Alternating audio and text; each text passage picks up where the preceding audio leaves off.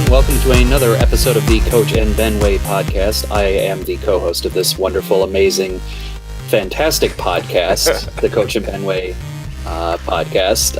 Coach is around. Now, this is an interesting topic. Oftentimes, we like to talk about movies in and of their own right. This one came almost backwards. We were talking in another episode about the tethered light. You know, how, Coach, I think you had a vision of balloons drifting into space, and I have begun to talk in my response about the image of the feather in the movie Forrest Gump. Mm-hmm. And you said, wait, save that for another podcast. So naturally, we are fulfilling our promises. And just like that, we had a podcast. I can't do the accent. I cannot do the accent at all. Yeah, we're going to talk about Forrest Gump. And let me give you a quick précis of the picture if you haven't seen it. If you have not seen it, I suggest you go and check it out. It's actually a surprisingly important movie and trivial movie at the same time for reasons that we'll discuss here. So anyway, very quickly, Forrest Gump is a man from Alabama. He is a slow-witted, acknowledged fool, and he lives through American life basically between roughly Elvis and the AIDS epidemic. That's the rough time frame of the movie, even though the movie came out, I believe, in 1994. It won the Oscar for Best Picture and Best Director and Best Adapted Screenplay. It was a major event at the time. It was extremely successful. It also won Tom Hanks' second consecutive Oscar. It was a big deal at the time that it came out. Mm-hmm. Retrospectively, I don't know how it holds up as a picture. We'll talk about that in a second. But the thing is, see, the movie famously opens with the camera following a feather as it drifts around. The feather, I actually forget where it comes from. It just sort of like appears. And the camera follows the feather as it slowly drifts around here and there and lands next to the foot of Forrest Gump, played by Tom Hanks, who is sitting on a park bench. We don't know where, in a small town, a small, tidy town, if you will, very Americana-ish. And by the way, that's important because all of the picture is very stereotypical, archetypical Americana in everything that it shows, right? So he's sitting there on this park bench and waiting for a bus. And slowly he winds up telling his story to several people who wind up sitting next to him on the bus stop. And his story is fantastical, and it's basically his journey through American history. It starts with him growing up in Alabama, and he's best friends with a girl named Jenny. And Jenny is very important because Jenny is sort of like the love of his life, who was this girl who was abused and eventually wound up having a fairly tawdry life before settling down as a waitress. And well, anyway, Forrest Gump does a whole bunch of adventures in Alabama. We're going to get into all of this stuff. You know something? We'll just assume that you who are watching listening to this podcast have seen the movie and are fairly familiar with it. If you're not, go and check it out and then come back. Okay? Okay. So, this is my thesis about Forrest Gump. Forrest Gump is basically an allegory about America. Forrest Gump is America. And Jenny, I forget her last name, Jenny is the figurative embodiment of the baby boom generation and how it just fucked up. It fucked up everything. And that this is basically the crux of the picture. And that's how you can look at it. That Forrest Gump is stupid, but lucky as hell. And that basically that luck and his certain abilities that he does, in fact, indeed possess, especially the part about running, are metaphors for America. Now, I don't know if you buy this. I'm giving a very brief analysis of it. I don't know if you buy it. I don't want to be talking anymore about the picture. I'm interested in your opinion because you just saw it. Yes, yeah, I rewatched it and I was unsure how it was going to hold up. Rewatching it, it's been a long time since I saw it. When it came out at the time, especially on home video, it was a big deal. My parents more or less are Jenny and Forrest's age. They're ever so slightly older than boomers in the story, like they're born in 44 and 45, Forrest and Jenny respectively. But they're effectively boomers. Right. And what was interesting in retrospect to see me. What I like about this film is, first off, it's like just a few steps away from being a tall tale. Not much effort really is needed to push this narrative into the realm of Daniel Boone and Paul Bunyan territory. Yeah. I think so that's deliberate. And so that that purposefully and intentionally makes it, an Americana story. On some level, I also think thinking of it just as an American story is too limiting to it. Mm-hmm. This is clearly, to me, if anything about this story resonated well with me this time, it's the notion of what it means to have agency over the world.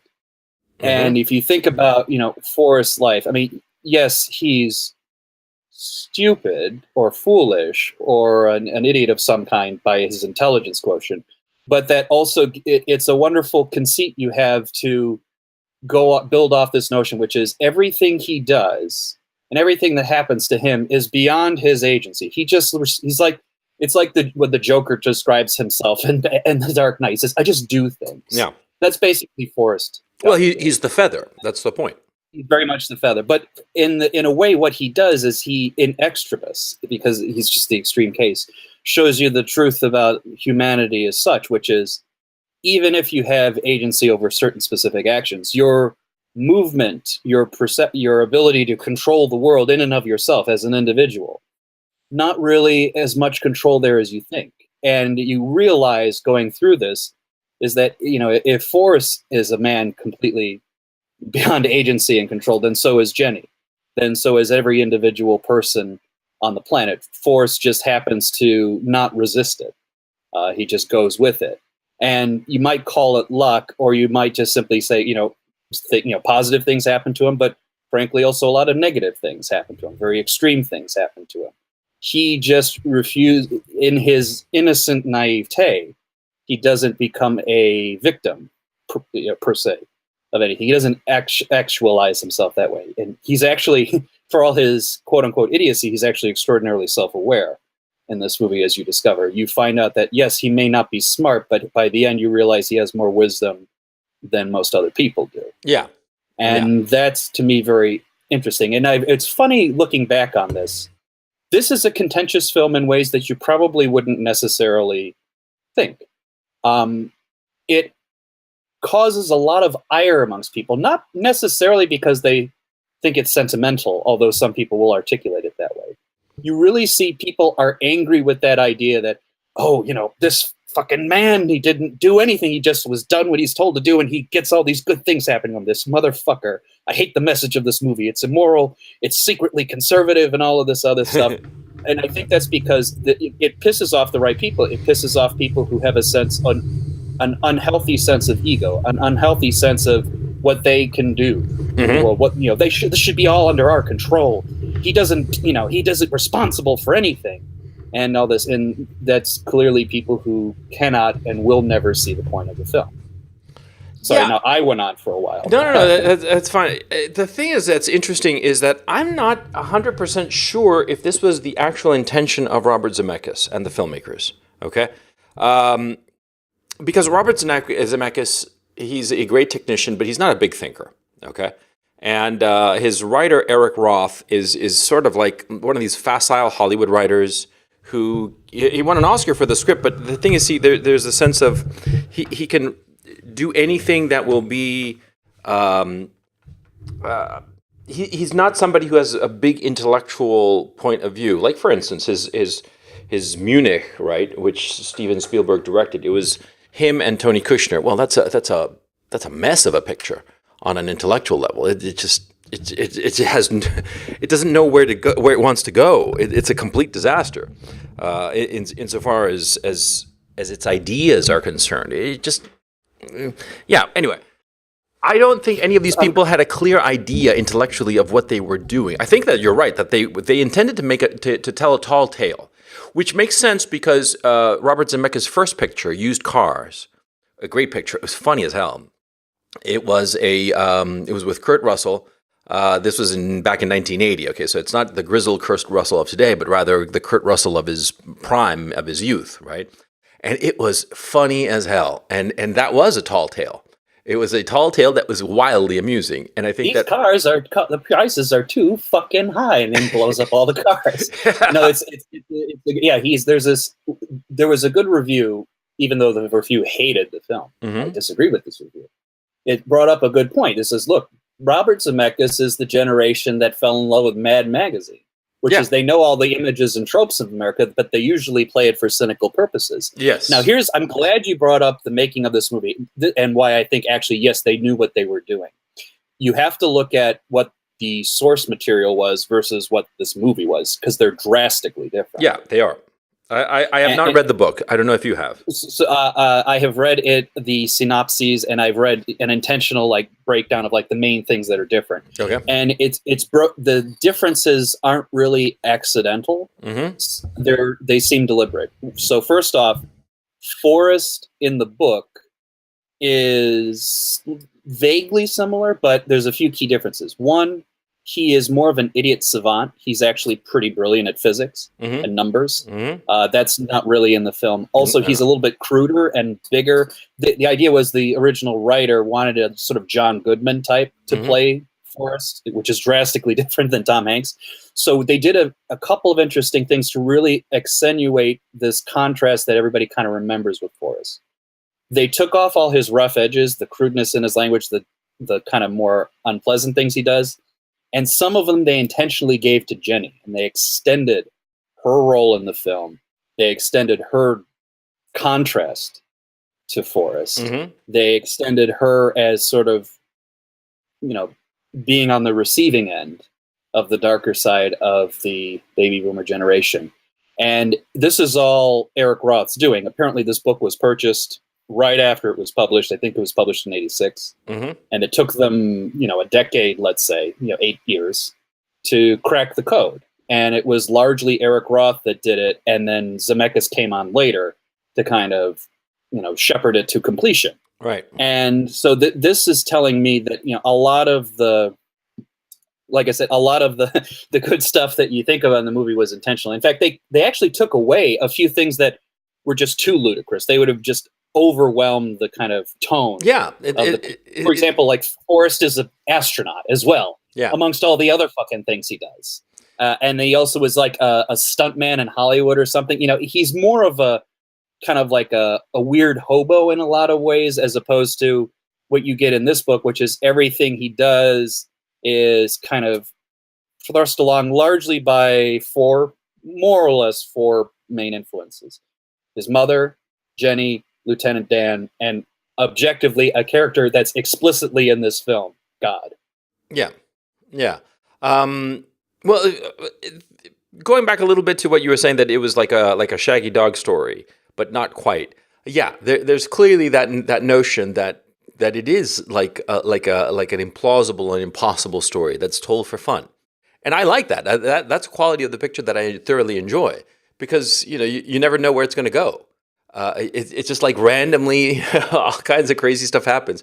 What I like very much is how it soldiers through all of history, and it seems to me that this picture it very powerfully set the tone for how we would consider as a culture certain historical epochs of the past, the 50s, the 60s.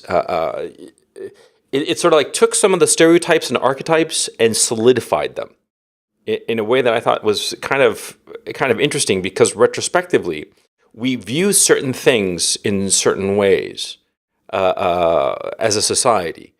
How could I put it? Like the early 80s, the look of the early 80s of the picture. I lived in the early 80s. The early 80s did not necessarily look like what it's painted in Forrest Gump. And yet I've noticed that almost every other movie that takes place in the 80s tends to copy the look of Forrest Gump. I'm thinking specifically of Jenny's apartment, because it had certain things that I was looking at, and I lived in Florida in the early 80s. I'm none of that stuff was around. It just seemed,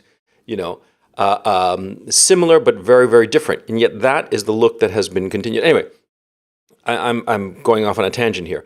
The issue for me was certainly the big contrast seems to me between Forrest Gump and Jenny.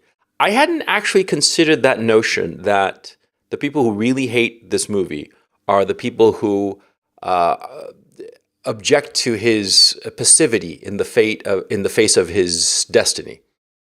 And I thought that was a wise approach for the character, for him to be, to have no desire for the future, to just live every day. I thought it was, I don't know. I'm floundering here. You pick up the slack because I have to think. Well, yeah. I mean, it's I'm trying to find the little clip of the review here that I have, but essentially, yeah, they if there's a resentment, in the film, if anything, it's that Forrest has no judgment. He can't. He doesn't. Well, have no, the he does. necessary... He does have judgment. Not really. Yeah, I mean, he doesn't really have an opinion on Wallace.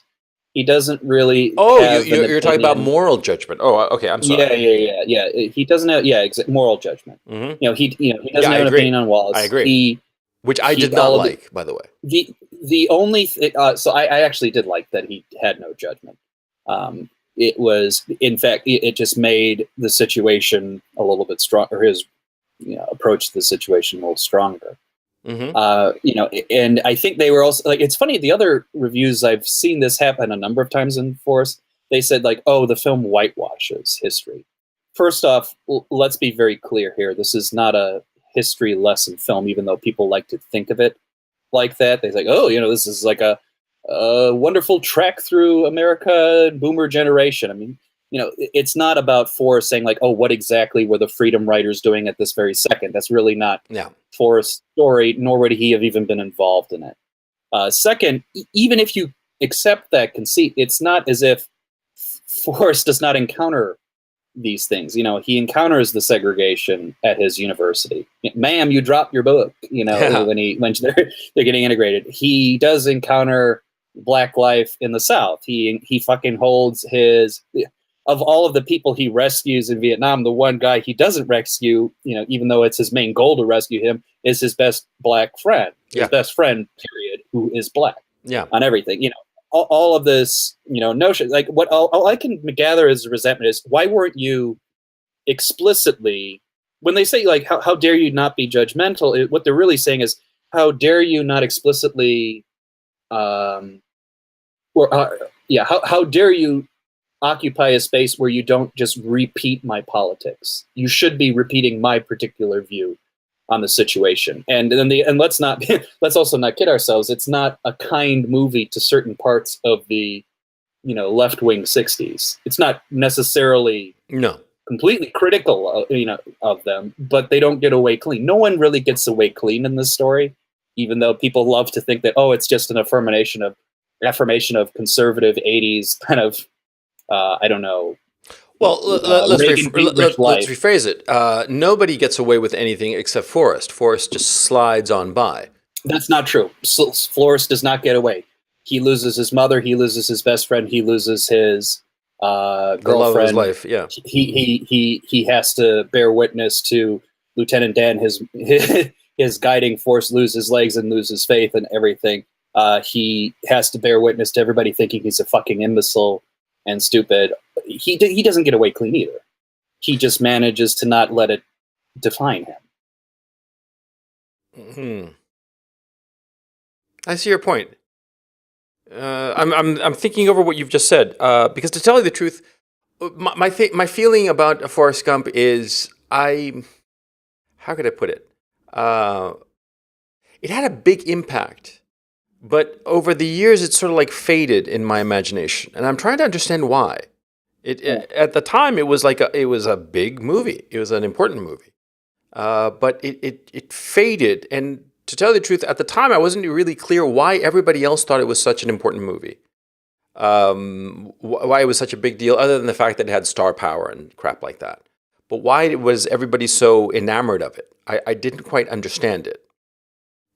All I could tell you is, from the people in my life who really appreciated it, it was even more extreme than baby boomers responding to The Big Chill.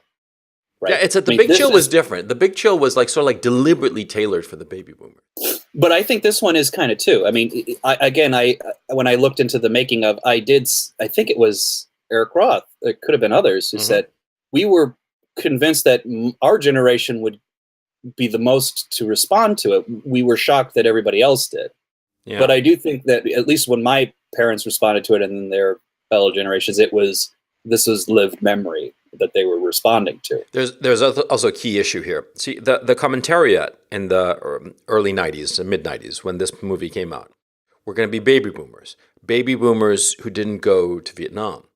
You see, this movie takes place in Vietnam, and all of the characters were in Vietnam.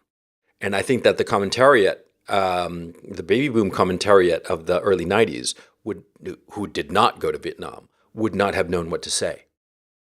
You know, Right. they would not have been able to give it any kind of, and they probably would have resented it precisely because it's about a guy who he went to Vietnam and he didn't make a bone to it. He didn't protest or any shit like that. He just went, went and got shot and shot up people and saved some people. But, he didn't have any, on his consciousness, it wasn't like a big deal. It was just, the thing you had to do. And I think that would have chapped the ass of a lot of baby boomers at that time because they wouldn't have known how to respond to that just straightforwardness, which is much more akin to the people who went to Korea. Because the ones who went to Korea were like, well, my older brothers went to World War II, so I'm just going to go to Korea, and end of story. There was no protest. I mean, you never heard any protests about the Korean War, which is in many ways just as pointless as Vietnam. So yeah, that's my thing. Here's what also probably chafed their. I mean, I don't know if it chafed their ass, but I imagine it could have. Is that even though you don't hear it in the movie, I actually know what he said. He does have according to Abby Hoffman in the movie, the scene where he by accident goes to the anti-war protests. Abby Hoffman's on stage, dressed in the American flag, and by accident, Forrest is there. He wants him to have a statement on Vietnam. Forrest says something very briefly, and they basically says, "Yeah, you kind of said it all there." So yeah, but you don't hear it. No, you do. I actually know what he said. It was written. Oh yeah. But it was. I don't want to hear it because I think it's much more. Yeah, you do. Yeah, you do. This is that good. Oh, what is it? What do you say? So he says, sometimes when people go to Vietnam, they go home to their mamas without any legs. Sometimes they don't go home at all. That's a bad thing. That's all I have to say about that. Oh wow, that is pretty good. Yeah, that is. Because I remember in the making of, I don't remember if it was making of or like a talk about it. I remember hearing this. Why did they cut it? Think because they wanted your imagination to take care of it, probably. Yeah. Also, it's the closest thing Forrest does come to judgment, moral judgment. Mm-hmm. Which is, I mean, it's a very kind of tame judgment. He doesn't really say should you have gone or shouldn't you have gone. Yeah. Certainly just talks about the toll of it. Yeah. Yeah. One of the things I'm thinking about here is how Zemeckis has these little scenes, these repetitive scenes. That Lieutenant Dan had a member of his family who had been killed in every American war, and you see what's his name, Gary Sinise, dressed up in different in the garb of different wars. Yeah, the different uniforms. Yeah, it's just very funny. You see it is meant to be funny, I think, and you see him die on the Revolutionary War and the Civil War and World War I and World War II. Yeah. And it's like you could say he had a lot to live up to. That was such a great line. I laughed out loud at that scene. There's a lot of Zemeckis throughout this whole movie knows when to give a punchline. In fact, one of my favorite punchlines. Remember when he said it was the bullet that jumped up and bit you in the buttocks? He said it's $1 million wound, but government must keep that money. I haven't seen a nickel. That comes right after Bubba dies. Yeah. So he knows that you have to cut that extreme emotional tension with a gag. Yeah, but that's the technical filmmaker. But that's not not technical filmmaking, technical directing of knowing when to cut off the emotion and move on, because then it'll just sour the whole picture.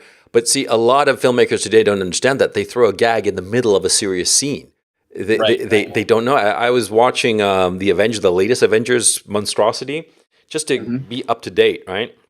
And they throw gags and one-liners in the middle of shit that is tense, and it doesn't work. It just kills the mood because you have to throw those gags after the big tension, the big sadness, the big emotion.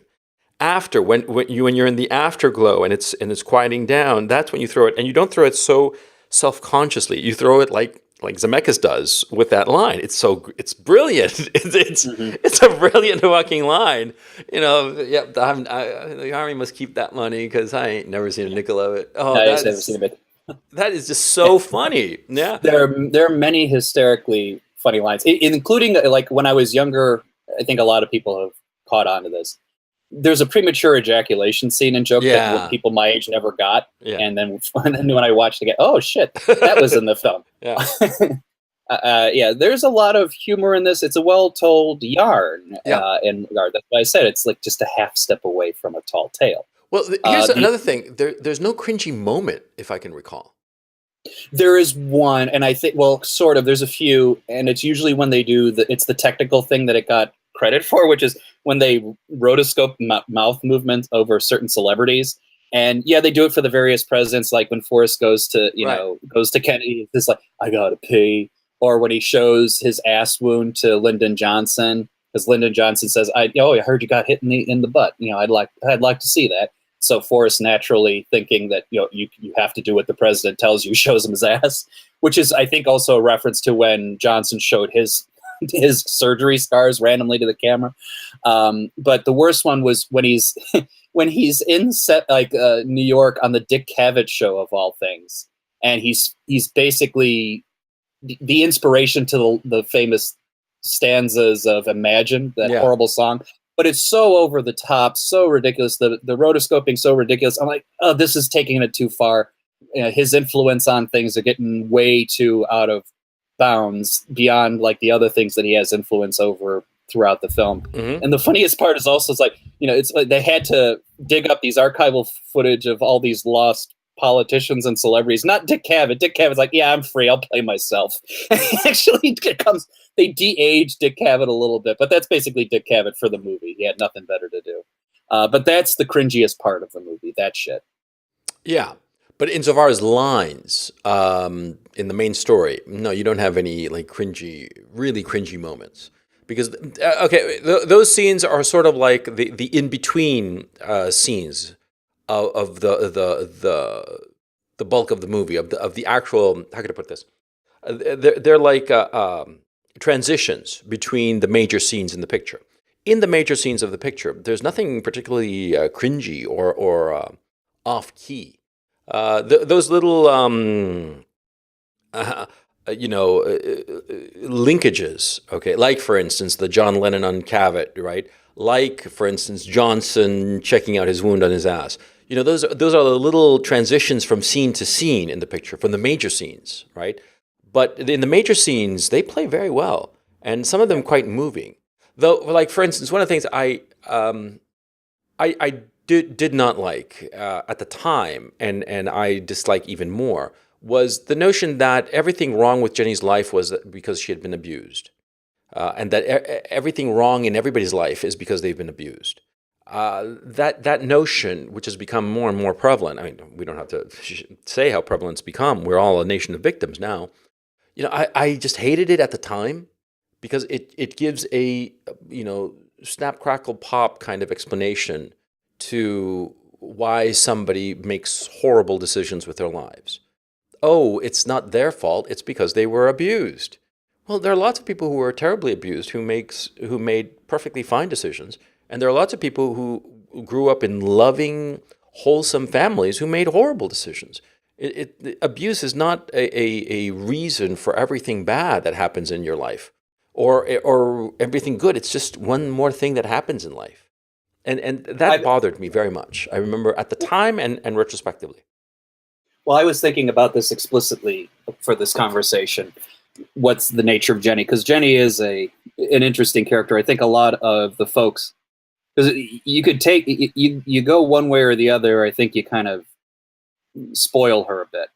If you take it too far to the extreme, like you said, the notion, everything can be explained, the fact that she's a victim, makes it seem, like I said, if you take Gump as representative of a lack of agency, humanity at large, you have to say the same thing about Jenny. And if that's true, then what cruelty was in the heart of God to give this to have this girl be the recipient of such shit throughout her life? Because she certainly got the short end of that stick. If you go at the other end, that she does have agency versus Forrest's lack thereof, then you're left with this feeling that she is an awful human being, especially what she does to Forrest. Yeah. Throughout the picture. But the thing is, Forrest doesn't process it like that, and I don't really walk away from this film with seething hatred for her either. So you have this weird fine line that you've got to walk with her to not kind of get the pitfalls of one side or the other. And in some regards, this whole story is like that. You could take this a little bit too far to the extreme one way or the other, and you completely spoil the tone of it. I don't know ultimately what the right take is on Jenny. I lean towards more she, like Forrest, like everybody, certainly makes decisions, but she's just as on the receiving end of circumstance as anyone else, which means that she was subjected to cosmic cruelty on some regards. She's also actually the way to even better than contrasting her with Forrest. Someone brought up a good point I saw online that says you really should contrast her with Lieutenant Dan. Yeah. Think about because of all of the kind of themes that happen here is almost obligation, responsibility, whatnot. Forrest, for example, he gets into the shrimping business because he promised his friend Bubba he would. Right. And he says, I have to do that. And everything he does subsequent is on that regards. Think of Jenny's response to Forrest when, he's asking her to marry him. This is later in the film. She doesn't think she deserves it, probably, and she's certainly feeling guilt. She goes away. Lieutenant Dan's, this is earlier in the film, but a similar idea. Forrest, says he's going to do the shrimp boating. He says, you know what, Forrest? If you ever become a shrimp boat captain, I will be your first mate. Well, Forrest becomes a shrimp boat captain, and Lieutenant Dan comes down and fulfills his obligation.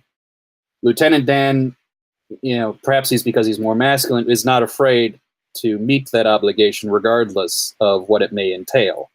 And through a roundabout sequence of events is absolved for it. Jenny runs away.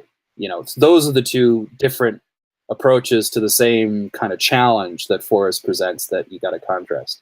So at the end of the day, I don't really know what to make of. I don't want to know what to make of her. Ultimately, what my response should be. I guess I become more and more like Forrest in that I don't really have much judgment against her. I think circumstance took care of her to a certain extent beyond which we had any control. I don't know. I mean, and it's also, you have to realize, at least for me, when I was watching it at the time, you don't just have, it's this unknown actress playing this role. It's Robin Wright. And for my generation, it's not just Robin Wright, it's Princess Buttercup. Yeah, yeah. And that's actually a big deal. I actually think that casting was deliberate. It was so that you'd think of her as Princess Buttercup. Because that was, up to that moment, her most iconic role. And by the way, we have to give credit where credit's due. Every performance is brilliant. Mikel T. Williamson as Bubba. I remember thinking that he was actually a retard. Okay, I mean, he does it so well. Because that's hard. That's really hard without falling into stereotypes. The only other actor that I ever saw playing a retarded person that well was Leo DiCaprio in What's Eating Gilbert Grape. When I saw that picture, I think I mentioned in this podcast, I thought that he was actually retarded. That they had found some retarded boy to play the role. I thought he was incredible. I had not watched his Disney shows or whatever the hell he grew up, Nickelodeon or whatever, where he started his career. And so Mikel T. Williamson, Robin Wright, Gary Sinise is famously a brilliant actor, and he delivers a great Lieutenant Dan. The part about Lieutenant Dan that always struck me the hardest was when they're in the hospital, right? And the complete indifference when he brings him ice cream and he just takes it and just tosses it in the bedpan and just keeps on staring at nothing, of just grinding on his fate, and his fate is he's actually lucky, but he thinks that death was better than what fate gave him. It's incredible, Yeah, he contrasts, like I said, if Forrest is the things happen, I go with them. Lieutenant Dan, and Forrest even explicitly says this at the end of the movie, Lieutenant Dan has a very fixed notion of things are supposed to happen. you saw it, even though we saw for humor's sake my ancestors dying in every war in the exact same way. I had to fulfill that obligation. You took that from me. I have nothing. You are a son of a bitch. I will never forgive you. Eventually, what he's really saying is, God, you son of a bitch. I will never forgive you. It's funny when he loses his faith, and I don't know if this was deliberate. It certainly feels that way. He says, have you found Jesus yet? Jesus yet? He looks like Jesus when he's at that point in his life. All you had to do was look in a mirror and you find Jesus. Yeah. And then his best scene is obviously when God shows up in the storm. And that is like a man straight out of a Hunter Thompson kind of situation, a crippled man on the kind of observation thing, challenging God. I had not thought of the character of Lieutenant Dan as a man who's obsessed with filling out his obligations, of carrying out his duty. I had not thought of him like that. And you're absolutely right. And his depression comes from the fact that he had failed in his obligation to die for his country. In a very real sense, he was suicidal. And his suicidal impulse was stripped away from him when they took away his legs. And he has one more chance at suicide, but in the storm, right? But rather than go gently into that good night, he goes in the opposite direction. Yeah, and fights against the storm, fights against God, fights against his suicidal impulse. His drive that fulfilling his obligation required his death, and that's something I hadn't thought about before. That's actually an interesting idea. God, and after God said, "Okay, if you have a fucking idea for me, whatever your idea for me is, I'll be in this storm, which everybody should likely die. I will not die. I will fuck up your plan here." But God clearly, because like I said, God's clearly a character in this movie. Says, "No, you misunderstand things." Eventually, he gets understanding, and what does God reward them with? Bounty. And the Bubba Gump. Isn't there an actual restaurant chain. I've never eaten at it. It's always at touristy traps. From what I gather, it's the shittiest food known to man. Okay, I assume that they invented it after the movie, right? They absolutely did. Yeah, because I remember there was a trend at the time. Actually, they were thinking about doing a restaurant based on Pulp Fiction's restaurant. What was the name? The Jack Rabbit Slims. Yeah. But the funny thing is, there's so many kinds of restaurants that are like that now. Yeah. Like kind of 50s nostalgia shit, really in hipster zones. Yeah, it's really funny. By the way, just parenthetically, in Europe, it's full of Friends coffee shops. Friends, like the TV show? They're coffee shops that look like the set of Friends. It's a franchise, and a fairly successful one, as I understand it. Because I've seen them all over the place. I've seen them in Germany, in Hungary, I think I saw it. I mean, they're all over the place. It's like a thing. Yeah. But anyway, going back to you bringing up Pulp Fiction, it may be a tangent point, but you also brought up earlier, why did this film kind of get forgotten after a period of time? Well, I remember this arc of my life, or at least my life vis-a-vis film appreciation. There was, in the aftermath, I think, especially throughout the 90s and into the early 2000s, there was this idea that exists to this day that Pulp Fiction was the film that year. They were both at the Oscars for Best Picture. Right. Pulp Fiction was the film that was the true experimental, wild cinema, life affirming. I mean, not life affirming in death affirming, that old sense, but the cinema affirming attitudes. That should have been the film that we all remembered, and to a large extent, it was. But as we said in our Quentin Tarantino podcast, at least I said, the older I got, the less I appreciated that film. The less I appreciated Quentin Tarantino's oeuvre en total, to keep up with the French attitude of it. And so revisiting this, I was surprised. This really feels, just as experimental, just as wild in its notions of what it wanted to do, just as worth my time, if not more so. And that was a tough year. If you really think about, at least for me, the memorable films that I think were up for, film attention. I mean, it was not just Pulp Fiction. It was not just Forrest Gump. It was also The Shawshank Redemption. It was also Quiz Show, which I think is the lesser known of the main group, but just as good.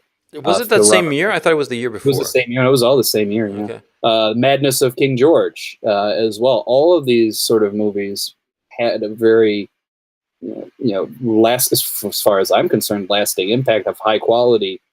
In fact, Forrest Gump captured the imagination at the time much more strongly. Maybe captured the zeitgeist, but Pulp Fiction had a longer tail.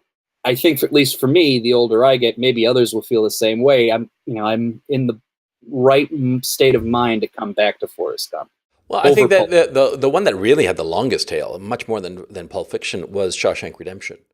That picture is consistently ranked on IMDb as one of the best. Like number two, I think, yeah. Number one or number two of the best pictures. And that's, it's not because of sales of anything. It's people genuinely like that picture. And I think it had a longer tail, it seems to me, than frankly, any picture of the 90s. People consistently go back to that story. And I think that movie is really interesting because somebody once said something, that sounded kind of clever, which was that Shawshank Redemption was a great picture for people who didn't know much about movies. It sounds clever, but thinking about it a little bit more closely, I think it's completely wrong. Shawshank Redemption. Well, it's snotty. It's a snotty, condescending attitude. Number one, exactly. And two, you try making, Shawshank Redemption without knowing a fucking thing about films. Yeah, exactly. Can't. Yeah, it's Shawshank Redemption was just as experimental in its much different way than Pulp Fiction, because formally it had zero experimentalism, but thematically it was about two guys in a prison. That's pretty fucking out there. No love interest, or let me phrase that. There was a love interest. It was a love interest between these two characters, and it was a non-sexual, it was a platonic love interest. Yeah, it was a fraternal love. And by the way, fraternal love, you rarely see that. You see that sometimes in buddy movies, buddy cop movies, but that's sort of like a formula, and it's basically 48 Hours, and 48 Hours was the one that did it first and did it best. But no other movie has come close to it. But that kind of fraternal love, and deep rooted and very complex, that was really experimental in terms of theme. And I think that Forrest Gump also has that deep experimentalism in terms of how it's approaching a movie, because it is a Shaggy Dog story. It is a Paul Bunyan-esque kind of tall tale story. Pulp Fiction is a gangster movie, which is thematically actually kind of easier. It's absurdist, sure, and a lot of it is just like wild and crazy. And a lot of it's formally inventive and formally entertaining. Like, for instance, I love the part of when Butch Coolidge, played by Bruce Willis, goes to get his watch. It's very much like a scene out of a Vietnam era movie where they're going to release the prisoners, kind of thing, like an undercover op, because you follow behind as he goes through these apartment buildings and gets to his apartment, and you look at it, and the apartment looks like a prison, right? The apartment complex where his watch is, and he's going to get a watch, right? There's a lot of formal inventiveness in Pulp Fiction and formal experimentation that at the time blew me away. And when I saw Forrest Gump, at the time I was amazed at the special effects, which now, of course, seem ludicrous, right? But that's just because the technology has improved so much. But I think that what is interesting about Forrest Gump is not the tech; it's the ideas behind it, and that passivity is really the passivity of Forrest Gump, and the way he approaches history with complete equanimity. He's just allowing himself to be blown around by a feather. It's almost Buddhist. It is very Buddhist. In fact, ironically enough, as you were talking, I was thinking and trying to articulate it. I actually think, even though they have certain similarities, Shawshank Redemption and Forrest Gump has the exact opposite messages of each other. Forrest Gump more of the passivity. It's like, you are going along with the fates of things above and beyond you. You kind of, the best you can do is go with them because they're going to carry you whether you like it or not. What is the message of Shawshank Redemption? Get busy living or get busy dying. In other words, you have to take charge of the situation. You have to tunnel your own fucking way out of the prison. Yeah. Whatever metaphorical thing it may be. Yeah, actually, you're right.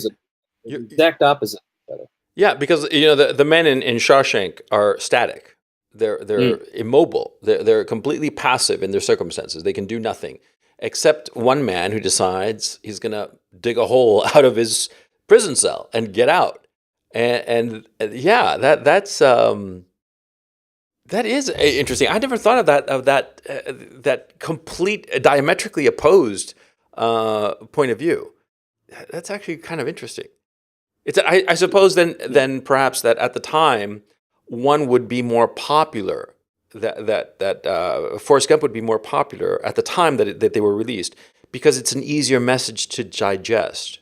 It's sort of like, oh, don't worry, everything that's happening to you, it just happens. It happens for a reason because of God. So just be a sheep, be a slave, just allow yourself to be taken away by your destiny. Whereas the Shawshank Redemption has a harder message, and the harder message being, take your destiny by the balls and squeeze.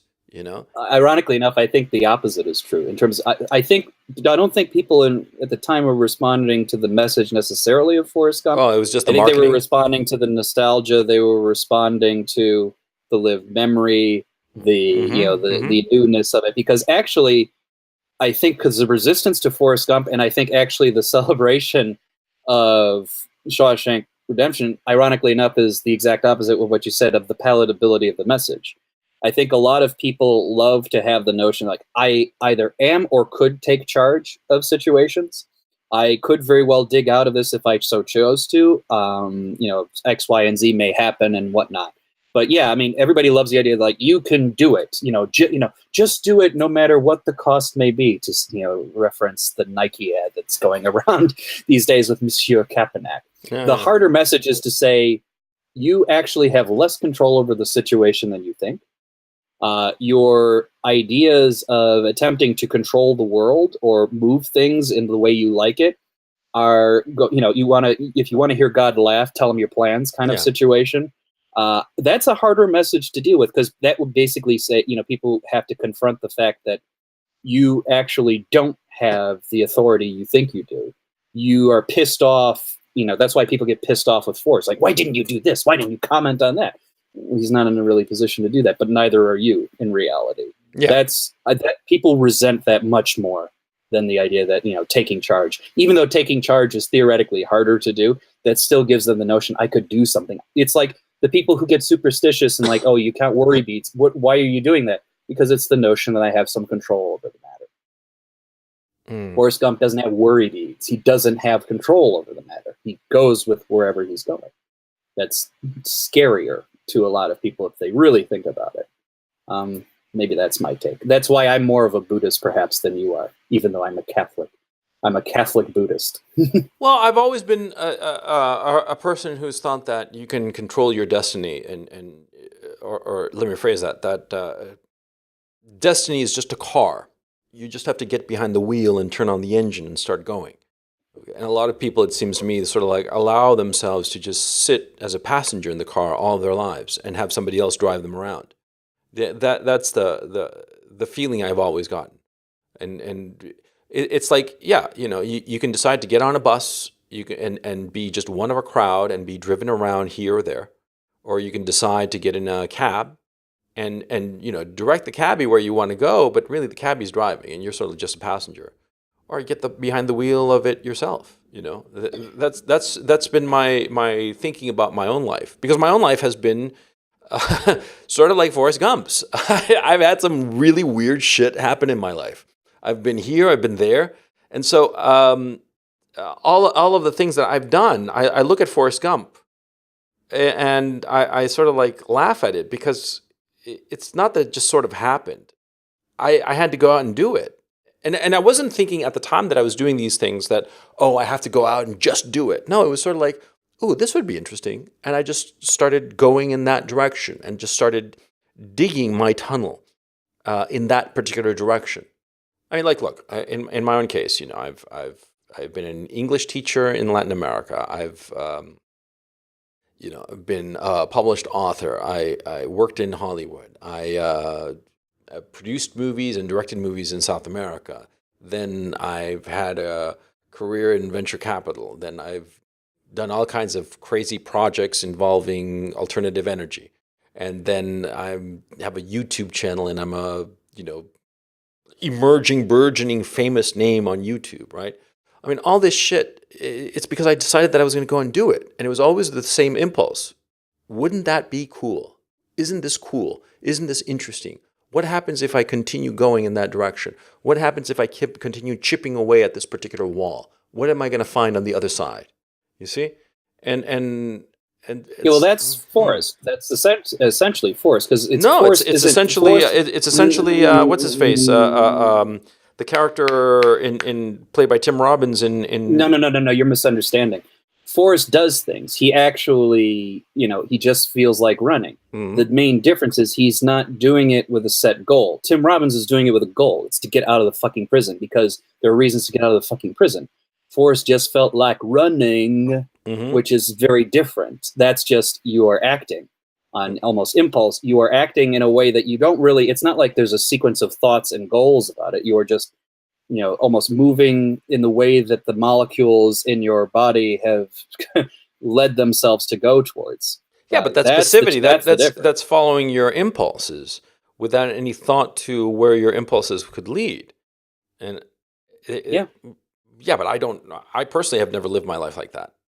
Yeah, but you said you do something because it might be interesting, it might be good. How is that if not an impulse? There's not a rational reason behind that. Well, yeah, because there are lots of things that could be interesting, but I don't pursue. Like, I don't know, like getting a ton of cocaine and snorting it all until, my nose falls off, Yeah, I mean, like, there's some element of that's a bad metaphor, but there's an element of rationality to what I'm doing. There's the notion that if I continue in that direction, I'll break through some wall and find something cool. Okay? Whereas Forrest just goes along. I mean, he really is blown by the wind. Yeah, I think even the notion of saying, oh, there might be something cool there, that's vague enough to be kind of, just follow this. I mean, I don't think that's any specific goal or reason, really. That's just there's a desire there, and we put reasons behind it. To me, like I said, that's this is the degree to which you accept the Buddhism of the world to a certain extent. What is what is mine, no matter what is matter, never mind. Kind of joke. Mhm. But I do suspect that, a lot of the things that we like to couch in the structures of reason are more afterthoughts of what we're doing, more, dressing up, little frills. You feel better about it. Oh, I agree. There's this, that, and the other. There's a lot of irrationality moving us forward, and that's where I completely agree. I think that so much of what we think and consider and say to ourselves, oh yeah, we're acting rationally. Bullshit. You're not acting rationally. You're just making it up as you go along. I completely agree with that statement. I think that what's funny is that, well, I think it's a function of our memories, because we look back and remember those pivotal moments, quote unquote, but those pivotal moments more often than not serve to justify or are part of the story or the narrative of our current lives. And so it could be any story. We just so happen to pick certain moments in our lives to string together a narrative of how our lives are and how it is that we came to be in this particular life that we're living at this particular moment. You see what I'm saying? It's sort of like this. Imagine you have a book of 1,000 chapters, but you pick only 20 of those chapters to make up the published novel, right? You could pick any 20, and each set of 20 that you pick will be a completely different story. I always think of a story I heard. I've said this in a video once about sob stories. That there was this these twins, and they were how do you say it? They had a drunkard father and a drunkard mother, and they had a miserable childhood, right? And one of the twins grew up to become this straight arrow with a great family, great business, everything going great in his life, just a decent guy, and everybody thought the world of him. And the other one was a drunkard and a junkie and a loser and a thief and all the rest of it, right? Just an awful, awful human being. And and they both come, from this abusive, alcoholic background, right? And so a psychologist asked them, interviewed them both and asked them the same question: Why do you think that you live the life that you're living? And both the straight arrow twin and the complete mess of a twin answered the same. And they said, well, with a background like mine, how else would I turn out? And I think that's very true. We will come up with any explanation to explain our current situation. I've lost the plot. I've lost the point of where we're going. But that's the to me, that's what's the compelling message of Forrest Gump. And I think even the end of the film tries to a certain extent to not answer the question overtly. Because it does, Forrest is wondering, are we just blowing in like a feather in the breeze, or is there a destiny to things? Perhaps it's both stuff happening at the same time. And what I think you get from that is, as I've always said, and what I will continue to say is, you may have agency over certain actions and this, that, or the other, but what is in your control on the grand scheme. I mean, and that's the point of why you have Forrest set amidst these huge events of U.S. history or world history, if you will, is that it brings home the point. There's very little on the grand scale that Forrest has any control over. And even if he influences things, like the shit happens bumper sticker, the smiley face, the ping pong championship stuff, setting off Watergate, because them flashlights in that office, people must be looking for a fuse box because they keeping me awake. He's not thinking that, I have to do these things to order to cause these great things. They just happen to be accidental circumstances of the utterances of his voice. Yeah, well, that's the thing that drives me a little bit nuts. I mean, the central metaphor, the famous "life is like a box of chocolates, you never know what you're going to get," which is repeated, I think not more than 2 or 3 times in the picture, but after the fact was repeated ad nauseum, right? Anyway, but that central metaphor, sums up the picture to a T. It basically says, you're totally passive in life, and you can do absolutely nothing to change your fate, because your fate is in that box of chocolates. Your fate is, either you get, like the truffle-filled bonbons, or you get like the crappy white chocolate. I mean, and there's nothing you can do about it. I think you calling it passive is actually a demonstration of your moral judgment of the situation. All that really is saying, life is like a box of chocolates, is simply to say there's certain degrees of which, movements of the world will be out of your control. Now, when they're out of your control, there are different responses, right? There are different attitudes to take. You can take the passive attitude of, I'm just going to sit and do nothing, literally, and let the things change it for me. Or you do what Forrest does, which is you go with it. You do your actions. You fucking run because you have those skill. You do this, that, or the other. Admittedly, things are moving you along. You don't really have control over it, but you're not just sitting with your thumb up your ass the whole time. He's actually going with it. If anything, if there's anything like luck attached to him, it's the degree to which he goes with the winds of fate, as opposed to, perhaps, if you want to give Jenny this interpretation, I don't know that she merits it, but let's go with it. If she's exhibiting any kind of resistance, like, she clearly wants, she's resisting her situation at home, like, I'll go with the hippies, I will go with the protest movement, I will go, have some drugs and party, she's just her resistance to it almost, gives her into passivity. She can't decide much of anything up until the end, and it's not much left of her at that point. Yeah. That's the decision making you have to make, as it were. I don't think you're ever going to find yourself in a situation where, you will be fully in control of everything. And I think that's where the confusion of the film comes in. To me, it's beyond debate, that a lot of things are outside your control. What's in your control is whether or not you're passive. And ironically enough, I don't think Forrest is passive. I think he doesn't have agency, but I don't think he's passive. I don't know.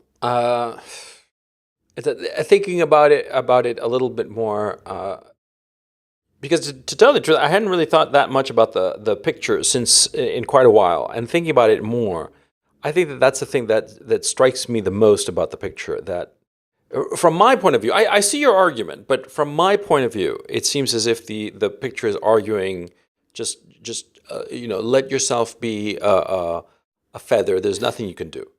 That's what it seems like to me. And I understand what you're saying, that you can go along, and yet let me see if I understand your point correctly, just to be absolutely sure. You can go along, and yet there are still things that you can do to influence your outcomes. That it would be essentially what you're saying. Yeah, think of how resonance works, or like if you when you're building up momentum, if you touch something in sync with the way that the waves are going, you can actually increase the Sure. momentum of what's going. If you are against it, in cacophony, if you will, Yeah. you ultimately achieve Yeah.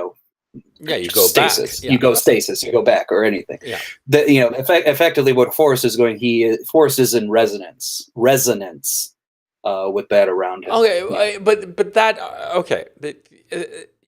Then on that score, sure, I can agree with it. That you have to be, in sync with your times, and use the wave of your times to go in the direction that you want. Yeah, sure, of course. That's obviously true, but it's trivially true.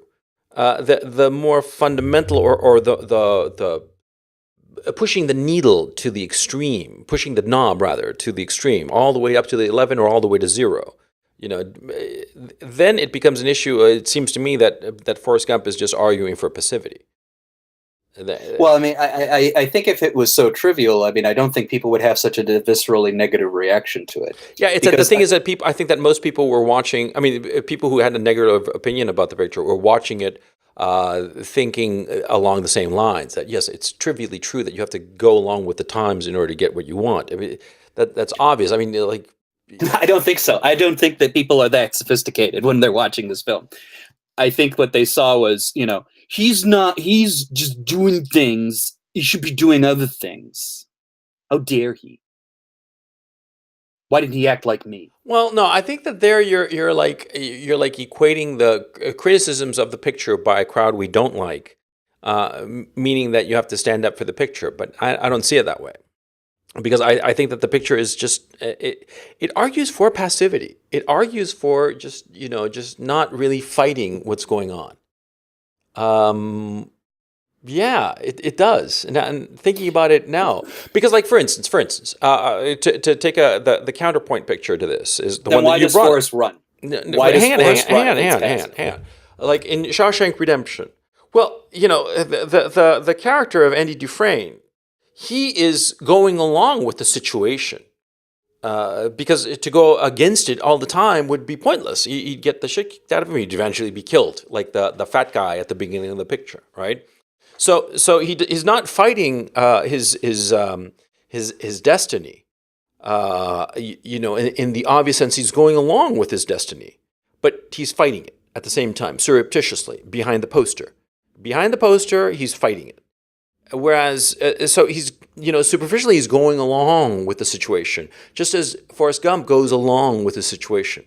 But the difference, the key difference, and why Shawshank resonates more powerfully with people than Forrest, is that Forrest always goes with the flow of his times and his situation, whereas Andy Dufresne is going along with his situation, while in the back of his mind he's got this plan behind his poster. He's digging that hole behind his poster, and he's got a plan, and he's going to break out, and he's breaking through that wall. And that, in both cases, you see men who are following their situation, who are going along with their situation because they have to.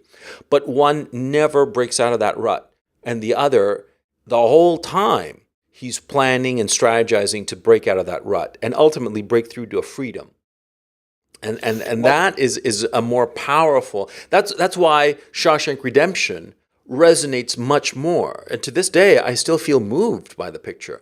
It still moves me. The flaw in your argument, and I won't say that they. I mean, I even was the one who raised it, that they're in some sense. You're absolutely right. To each other. But the flaw in your argument is this: because if you want to say that Forrest is literally just passive, does nothing else, why does Forrest run? because he's in the grips of his impulse. Again, he has no agency. You said it yourself. He just runs because he feels like it. Yeah, but he still chooses to run. If he was truly passive, why didn't he just sit in the home? He could have just as Because easily sat in the the home. irrational impulse is stronger than his passivity. But Then why does Andy Dufresne choose to escape? Because it was impulse? Unjust. It was unjust what had happened. That's neither here nor there. That's a man-made notion. Why? I mean, he has an irrational desire to change his situation. He has an irrational desire to get out of there. Certainly, because if you want to treat Shawshank Redemption as resonating, it's not just that he's in a literal prison. He's also, in theory, in a metaphorical prison.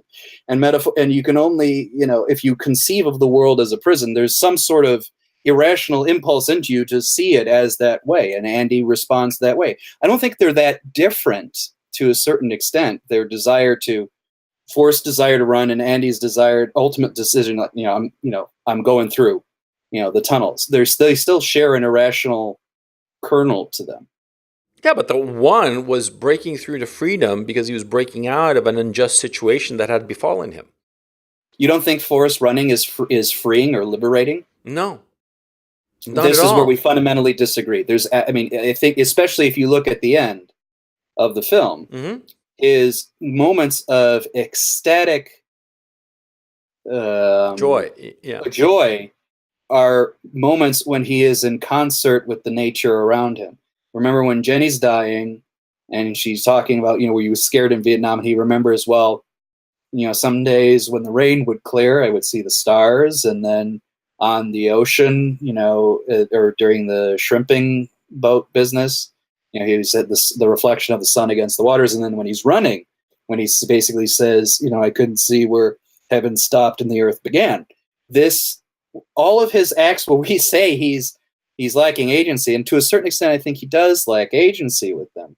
They nonetheless accord him a freedom of the union of man with his divine surroundings. Well, that goes back to our original point about this picture, that it's a Buddhist picture, whereas Shawshank Redemption is a Catholic picture. Could be. That could be so. Because as a Catholic, you're striving towards God. You're striving towards defeating the lesser impulses in yourself, including passivity. You're striving to better yourself. That's the whole notion of Catholicism. That's why Protestantism, as far as I'm concerned, is just a bunch of hokum. It's just bullshit. Oh, the chosen and the damned, the preterite and the forsaken. No, that's absurd. Well, this is why I like blending Catholicism and Buddhism, because Catholicism alone has the challenge of agency versus omniscience. If there's this notion of agency, you have some sense of control over the situation. This is getting to Forrest Gump, actually, so I'm not going on a tangent. If there's a notion, what notion of agency is there in a situation where the divine orchestrator of the world already knows what's going to happen? If he already knows what's going to happen, you in some sense could say to yourself, well, what the fuck was the point of everything? He already made the decision. He's the first mover. All of this is known. This idea that I have some control over the situation is a fucking joke. Even when I make a decision, he already decided it for me. The Buddhist notion kind of recognizes this complication, I think. I don't want to say I'm an expert on Buddhism by any stretch of the imagination, but it certainly recognizes your striving that is often associated with the church has logical complications with it, and so the ultimate nirvana is coming to an understanding, whatever that understanding may be, of the complexities of that world or that universal order. That I have to do something, I have to achieve something, versus the case in extreme, que sera sera, whatever will be. That's why I like both of these movies. I like Forrest Gump and I like Shawshank Redemption. I feel like during this conversation I was like the defender of Forrest versus Shawshank, and I actually it's not an either or situation for me. No, yeah, but I mean, if I had to choose between one or the other, if I set all the copies on fire of one or the other, I'd hold on to Shawshank Redemption. I wouldn't engage in such a trivial. Although I'll say this though, that I do think, honestly, a hand to heart, that Forrest Gump is a more accomplished picture as a piece of art than Shawshank Redemption. It's formally it's better. It's even though there are a lot of very good touches. Frank Darabont was a fine director. I think that Robert Zemeckis is just at that time was just a better director, and he formally made a better picture. Forget about the so-so or crappy special effects. It was formally a better picture, and I think also thematically it had more ideas to chew on than Shawshank Redemption. And I think that the problem with Shawshank Redemption, and it drives me up the fucking wall, but there is one shot that Frank Darabont missed, and it to this day, 22 odd years later, or 24 odd years after the picture came out, it still irks me to no end, which is when, on the morning roll call, when they call up Andy Dufresne, you see the guard goes up to his jail cell to see how come he's not coming out, and the camera just stays on his face. Instead of, all it had to do was just pan to show what he was seeing, and show not a man hanging, which is what you infer for a brief second, but an empty cell, which would have been so fucking powerful. Because, the whole sequence is edging up to that notion that the guy is going to commit suicide. And if the camera had panned around and you're expecting to see a corpse at the end of a hanging rope, and the camera pans and there's nothing, that would have been shocking, right? But I think I get your point, but I would say that would diminish the real emotional kick, which is not really that scene. The kick to me is that scene when the warden is in there. He says, "He vanished like a fart in the wind," and he sees the Rita Hayworth, or not the Rita Hayworth. I think it's Raquel Welch. Is it Jane Fonda? Is it Raquel Welch at that time? Yeah. And he says, "This bitch," and he throws the stones at it, and it goes through. Yeah. No, that's the emotional. That's what they're saving up for. You have the other scene that you're talking about. You steal this. No, you wouldn't have. But that's trivial. Okay, trivial. It's not important. But the point is, see, I think that artistically, Forrest Gump is a better picture, and yet for some reason, the ideas and theme of Shawshank just resonate with me much more powerfully, and I think that I'm not alone in that, because of the very fact that we discussed earlier that it's the number 1 or number 2 picture on IMDb's ratings, even though it's a 25-year-old picture. That says something. That says a lot. Frankly, I think it says more than words can say, because if people are that enamored of that picture, even though frankly it did not have big stars, it didn't win any awards. It's not the picture that you're supposed to like Citizen Kane. I like Citizen Kane. I don't think it's the bee's knees, as everybody says. I mean, I think it's just, really interesting and formally very interesting. But I don't think that it's that brilliant a picture, and that we'll have that conversation some other time. But insofar as Forrest Gump, did it deserve to win an Oscar that year? Probably. Certainly, Pulp Fiction and Forrest Gump were more deserving of it, perhaps, than Shawshank Redemption. But Shawshank Redemption has turned out to be the one that mattered in the end, which is surprising. But them's the breaks.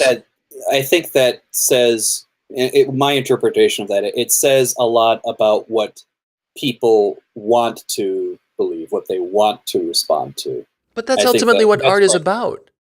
No, not really. What's it about? I think it's more about the various responses the one has to conceptualizing their place in the world. The popularity of one conception of it over another is interesting, but ultimately, to me, very trivial. That's like that. Might as well say McDonald's should be. McDonald's says more about our world, or it's more important about our world than any other kind of food you can ingest. It's kind of interesting to see what people have to say, but I ultimately don't think it guarantees. But my point about Shawshank is that the reason it's so popular is that it resonates with people. through time. Of course, it resonates with people, but Isn't that the point of art? No, people are fickle. People are fickle, even liking this goddamn picture since IMDb was created. It's been You think so? consistently. You think in so short term? The movie's 24 years old. That's just a blink of an eye. It is a blink of an eye in human It's like progress. the Chow and Lai quip, the French Revolution, too soon to tell. Exactly. It's much like the French Revolution. Forrest Gump versus Pulp Fiction versus Shawshank Redemption is much too soon to tell the implications of this. I'm not even being entirely facetious on that. Well, What I will say though, between our conversations, neither of us felt the need to have to justify saying Pulp Fiction was the real artistic piece here. It's funny because that, I think, was the prevailing cineast attitude, and I don't think either of us really think that. Both of us are trying to merit the two more quote-unquote Oscar baity films were actually the stronger ones at the time. Yeah. I think that Pulp Fiction is remarkable in a whole host of ways, but it's ultimately chewing gum. Empty calories. You chew, but you're not really satisfied. I think we have the exact same opinion on this too. Yeah, I appreciate it. It's funny. Quentin Tarantino had this line about Godard, of all people. He said, "I looked at Godard at a certain point in my life, like a lot of young artists, like especially comic book artists, look at Frank Frazetta. Frank Frazetta is the guy who did the covers of like Conan the Barbarian and all these other things, which is you like him for a period of time and then you outgrow him." Sure. And that was his attitude toward Godard. It's like when you're a film student, you think it's this, that, and the other, but then you outgrow him. Well, that's my response to Quentin Tarantino. I've outgrown him, and I think a lot of people outgrow him.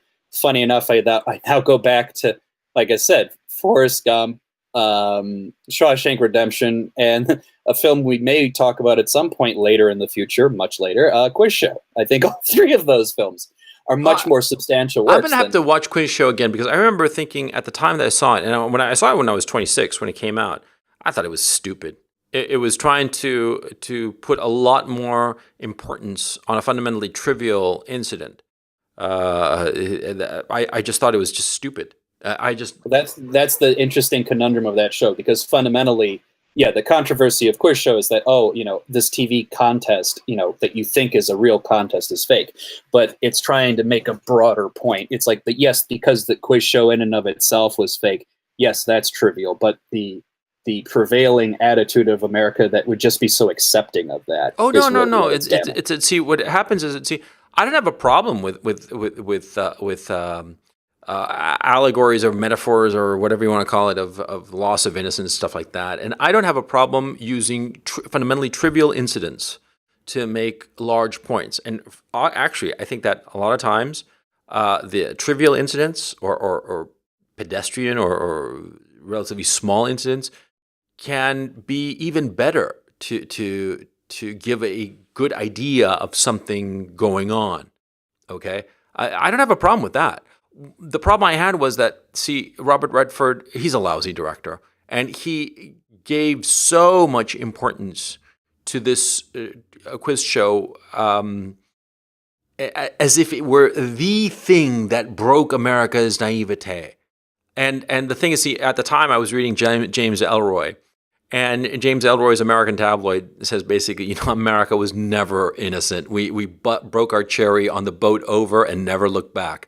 Fucking A, And so I don't see that. I just do not see how Quiz Show was supposed to be the end of American innocence. Because, it was the end of Robert Redford's innocence, because he was a teenager at the time that happened.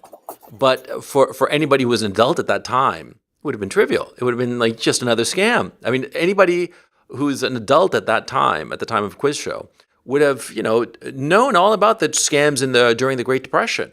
All these scams that were going on because people were broke, and so they got into all kinds of stupid get-rich-quick schemes, and they all turned out to be just scams and bullshit, right? And so people were a lot more cynical. But the thing is, Robert Redford, who was a boy at the time, he took it at face value. For him, it was a big deal. For everybody else, it was trivial.